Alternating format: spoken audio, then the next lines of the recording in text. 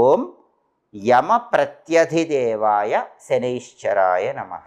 ఈ మంత్రం 11 సార్లు చదువుకుని వెళితే శని త్రయోదశి సందర్భంగా ద్వాదశ రాశుల వారికి శని భగవానుడి అనుగ్రహం కలుగుతుంది.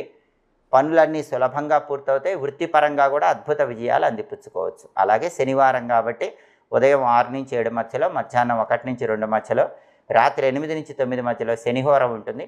శనిహోర ఉన్న సమయంలో కష్టపడి పనిచేసే వాళ్ళకి మీ డబ్బులతో కాఫీ కానీ టీ కానీ ఇప్పించినట్లయితే మీకున్నటువంటి జాతక దోషాలు తొలగిపోతాయి. మీకు అదృష్టం బాగా కలిసి వస్తుంది.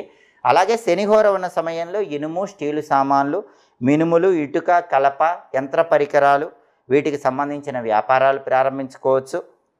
పాత ఇనుము వ్యాపారం ప్రారంభించడానికి కూడా శనిహోర మంచిది. భూములకు సంబంధించిన వ్యవహారాలు, భూములు కొనటాలు, అమ్మటాలు ఇలాంటివి కూడా శనిహోరలో చేసుకుంటే చాలా అద్భుతమైన ఫలితాలు కలుగుతాయి. హోరాకాలాన్ని బట్టి ఈ పనులు చేసుకుంటే సమస్త శుభాలను సిద్ధింపజేసుకుంటాయి.